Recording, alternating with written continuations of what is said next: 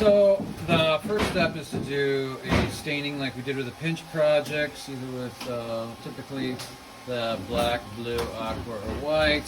Wipe it off. You just think of this as a wash. And if you had other colors in mind, don't worry about it. This is just a first initial wash. And what this does is it helps just bring out all the different textures, and it'll give you lots of different depth.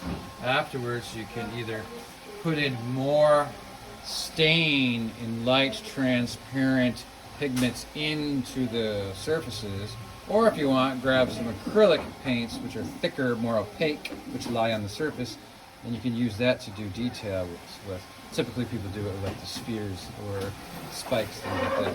So here at the big sink, the other colors for the stains are above the big sink. This again is for very matte, earthy, rubbing it into the surface, very light, earthy type of work. That's all that stain there, and that you can use on top of certain areas there. If you want any kinds of thick areas, really thick, like some detail work, you go to the other side of the room and go to the acrylics, which are there. Good? Yeah. All right, so then after you do the wash, what you do is you get to those stains which are above the big sink, and you give just a tiny, you don't even need this much paint, but just a tiny, tiny little bit, like the size of a nickel, because you hardly use any because you're just rubbing it into the surface.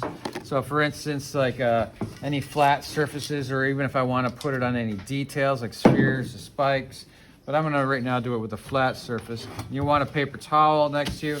I usually try to grab a brush that has a nice stiffness to it, and I like to do the dry brush technique. And as you see, I like to pull that paint out like this, so you have almost nothing on the brush. I use a paper towel like this to wipe it off. You want to keep almost nothing on there, and then you start rubbing it into this. This brush is not adequate for me. I'm gonna go grab a different one here. Push pause. So yeah, sometimes you got to screw around with the brush. If you're ever not satisfied with how it's working out, definitely grab a new brush. Sometimes the tools and equipment you use can be frustrating. But as you see, this is the hardest part, definitely for students to deal with, is the fact that you got to be subtle when you're doing staining, and you're not like trying to cover it up with paint. Everyone's just so used to taking a paintbrush and a surface and just covering things up. This whole technique is made to be subtle, and so you can then see the layers. This is a burnt sienna, it's a type of brown, reddish brown, and I'm rubbing it into the surface, and I can see the black textures underneath. Now, where I can also do this, like wherever you have textures, is really good too. Make sure you don't have too much on. You always use a little tester on there. But this, you do it over your textures. Boom, check that out. I'm serious. This is the number one takeaway, is don't put much on your brush, and don't build it up too much. If you're no longer able to see through the paint onto what comes below it, you're putting too much on. And people just constantly build it up too much. I want to teach this part where you can be subtle with the staining. All right, so then you experiment, and of course you can go in and over your textures, come around flat surfaces, and you could even do it on your spikes and details too if you want them to be subtle and transparent like that. But in a second I'm going to show a different way. You can pause it.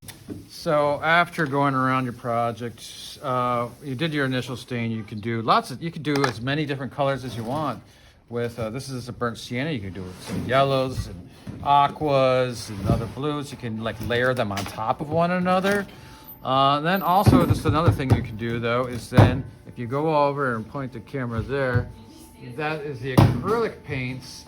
Those are for thicker layering it onto your project. So those are permanent paints that lay on top of the surface that are thick and glossy. So come back here, and so you want to. So when you put those on, of course, that is what you traditionally think of painting. All right. So the other staining stuff is more of what I wanted to get across, because that's very foreign to everybody. But if you use the acrylics, which are on the other side of the room, then you could do your thick painting, and that'll just be opaque, shiny, and you will not see into the surface and have all of this character of the clay come through, which is what the stain does. So now we got the contrast of staining and opaque clay that stays on the surface. And you can like do all kinds of complex relationships of different colors and layering and all kinds of using both those techniques. All right, you can stop it. Thank you.